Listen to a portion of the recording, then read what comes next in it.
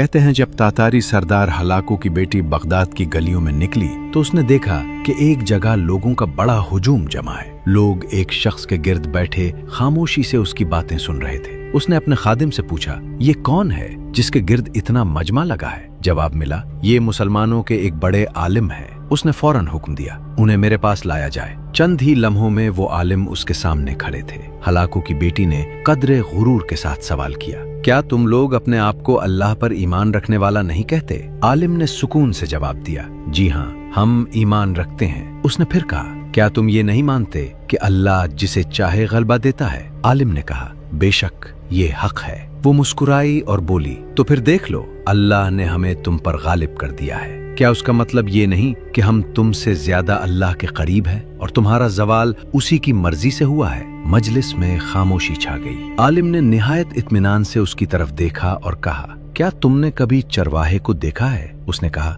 हाँ देखा है। आलिम ने पूछा, क्या चरवाहे के साथ कुत्ते भी होते हैं? वो बोली, जी हाँ। आलिम ने कहा, जब कुछ भीड़ें रीवर से बिखर जाएं, नाफरमानी करें और रास्ता छोड़ दें तो चरवाहा क्या करता है? वो बोली, वो कुत्तों को भेजता है ताकि वो उन्हें वापस रीवर में ले आएं। आलिम ने गहरी नजर से उसकी तरफ देखा और फरमाया, तो फिर सुन लो, तुम लोग अल्लाह के वही कुत्ते हो। जब हम उसकी इताअत से भटक जाते हैं तो वो तुम्हें हम पर मुसल्लत कर देता है ताकि हम वापस लौट आएं, और जिस दिन हम फिर उसकी तरफ रुजू कर लेंगे वो तुम्हें हमसे हटा देगा। ये जवाब सुनकर फजा बदल गई। ये वाक़या हमें एक गहरा सबक देता है। जब कौमें अल्लाह की इताअत छोड़ देती हैं तो उन पर आजमाइशें मुसल्लत कर दी जाती हैं, और जब वो रुजू कर लें तो हालात भी बदल जाते हैं। अल्लाह हमें अपनी तरफ सच्ची तौबा के साथ वापस आने की तौफीक दे।